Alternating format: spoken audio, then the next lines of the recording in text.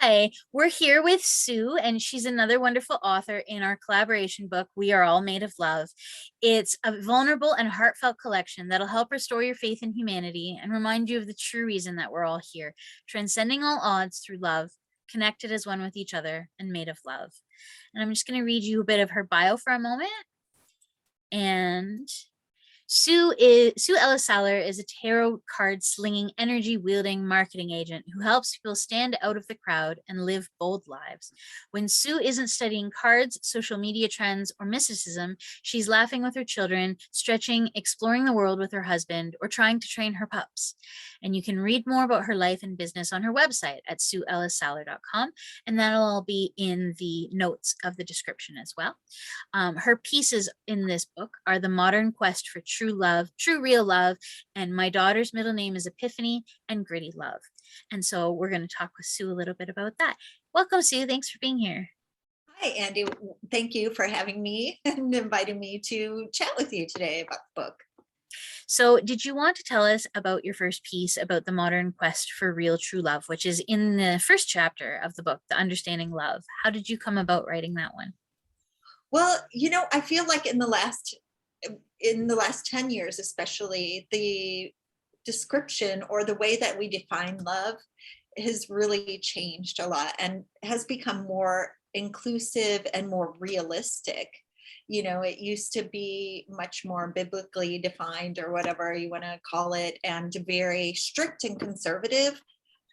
But that was harmful, I think, to a lot of people, to their psyche, to their way of being, their mental health, their emotional health. It was just so wrong the way it was. I'm sorry to say it, but and part of it was the unconditional love that we're taught, and how damaging that can be to people.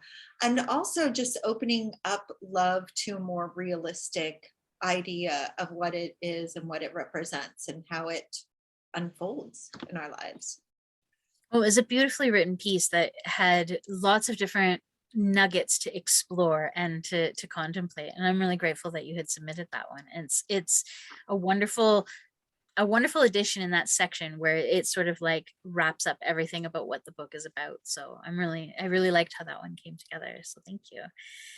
And I know your piece about My Daughter's Middle Name is Epiphany was also published in Choices for Change, the previous book, and we decided that it was fitting for this one as well, and we wanted to include it. So did you want to tell us a little bit about that piece? Sure. Wow. My daughter is kind of, it was the Choices for Change.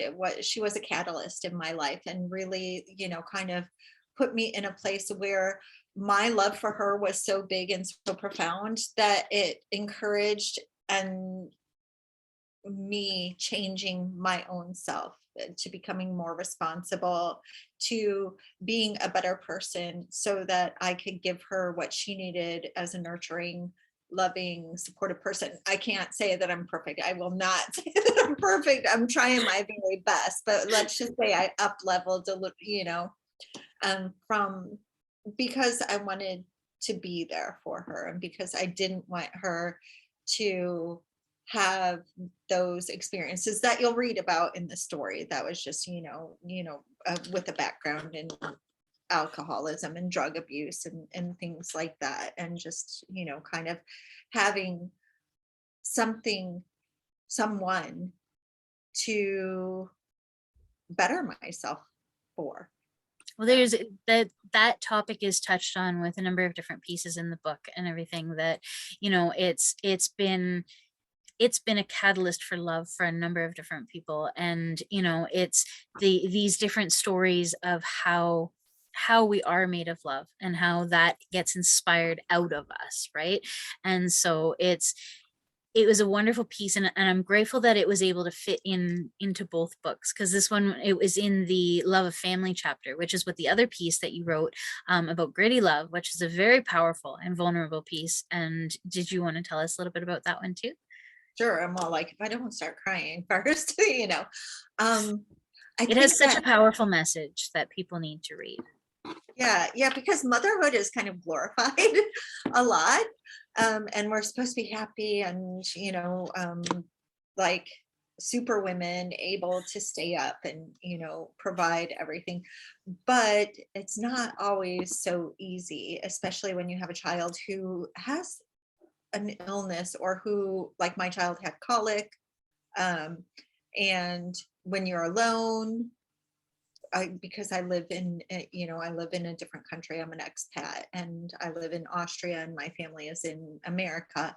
And so you're really alone 24/7 with a child who won't stop crying no matter what you do for the child. And so the experience is overwhelming, and but it also is beautiful, because at some point in time you just realize that this little baby needs more love from you than any other child that you've had, and so it just kind of flips the experience when you realize that that's what the situation is, and it's not meant to push. It does push you to your limits and your capabilities and everything like that, but at the same time it pushes you to confront, like, this is just love, this is just what you do. Well, and it's wonderful that you're able to draw attention to like a more realistic view of things too, is because, it's I know that there's a lot of mothers that, they're holding that shame, that guilt, that like, oh, I'm supposed to look a certain way, and like I'm dealing with this mess because it's not like even like, so like your son was having like the issues with colic, but like there's so many other issues that children have, and especially, like with autism rates going up and as well, right? Like there's so many of these things that people are struggling with silently, and you being able to share this piece, I know will help people to feel not so alone. And I'm really grateful that you had the bravery to share that, because it is very raw and beautiful. It's a beautiful journey of love. And I'm grateful that you were able to put that in. And so, Thing, because you had this honor to your children in this book, and that was really sweet. And that was, they're all in the Love of Family chapter, and it just felt like that was so nice. And it was, I'm grateful that came together like that. And so, did you want to tell us a little bit about yourself and the things that you're involved with and that you do? okay, well, like I said, I I'm know an there's lots of different things. where do I start? No, I love writing, and I appreciate you, Andy, for getting me kind of motivated to write a lot more, because that's something that I feel like I always loved writing. So, aside from that, I have 3 kids. I'm an expat. I live in Austria, here with my We have two husband. authors from Austria in this book, which I think is really cool. Ah, Amanda too. Yeah, that's Yeah. right. Yeah, Yeah. and so we've got the international covered. We actually have a few American authors as well, so it's cool. Cool. So I appreciate you joining me in my afternoon and your evening, and Yeah, no, that's fine. so Yeah, I appreciate being on your, talking to you about the book and everything. So, and yeah, let's see. The other stuff I do is just read tarot and study. Like, pretty much, I'm in a place right now where I'm working a lot on reconnecting with nature. And because I feel like that's also a very important thing coming up, especially, I'll probably write a book about that. I know I have one started about that. Let's see how far I get into that. But like connecting with nature and intuition and some of these latent skills that have kind of been socialized out of our, um, way of life, well, I um, know, there is a lot of sort of the mystical side of things and the spiritual connections and stuff like that in this book as well. And I know that you have such a strong spiritual connection with things, and whenever, and I admire that so much. And you ended up giving me a tarot reading, I think it was for 2020 for my birthday, and it was like so bang on and scary. well, I liked it except for the scary part. I like the wow, that was Anyways, scary. the scary part was how accurate it was just like everything came together, and it was like, wow, this stuff is so real. It's so real. And you're very good at what you do. And whether you and I are brainstorming about marketing stuff, or our tech headaches, or and talking about like all the spiritual side of things and whatever, it's I know you have so many different facets to who you are, and you are a very interesting person. So you. Thank you. Yeah, I enjoy our conversations too, and it's fun to be able to kind of chit chat and share with somebody else who is also an entrepreneur, who is also on, delving into the mystical, spiritual, healing side of things. And love is such a healing thing too. And I think that's a really important message to, share with the world right now. Hate to be like, well, and on that note too, did you have a key takeaway that you wanted people to remember or connect with, either from your pieces or just who you are as a person in your life? that love doesn't always look like it does in Hollywood movies. And it's much more real, it's grittier, it's not perfect, it's totally imperfect. Um, I want to be very careful about talking about shame and love, because I do feel like you shouldn't be doing things that you're ashamed of as a part of a loving process. But there are things that you will go through, like with, when you have those moments of doubt in yourself, and when you have that gritty love that doesn't look like that Hollywood thing. It's normal, and it's nothing to be ashamed about, that you're not perfectly all the time 100%.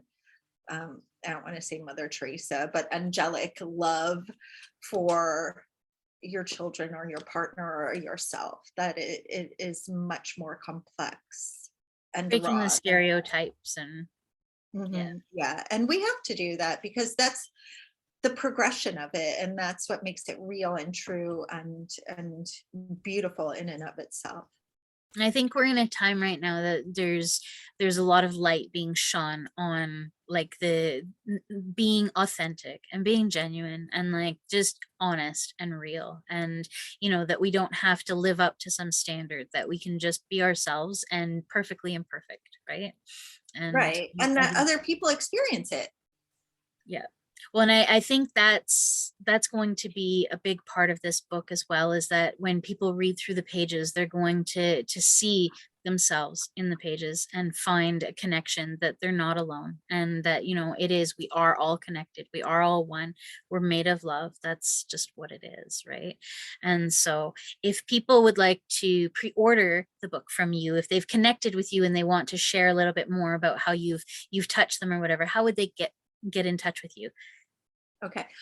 They could email me. My email address is kind of like Mississippi though, so I'll spell it out. So it's Sue at Sue Ellis-Saller. That's SUEELLISSALLER.com. So And and it'll you'll be in the probably description as well. yeah. So yeah. Yes. Or you can find me on Instagram, Facebook, Pinterest. I'm pretty much any social platform. I'm there. Just send me a DM. That's awesome. That's awesome. Well, and we're looking forward to Sue is also going to submit something for our bonus launch day, and that's going to be super exciting. The package that's coming together for everybody as a thank you for supporting our launch day is becoming so beautiful and so robust. And, it's having all sorts of a variety of different things in it as well. And we look forward to having you support us on launch day on February 2nd, 2022, when We Are All Made of Love comes out. And thank you so much, Sue, for joining us here today and being part of things and having this time. Thank you, Andy. I really appreciate it again, and I'm very grateful to be a part of this project.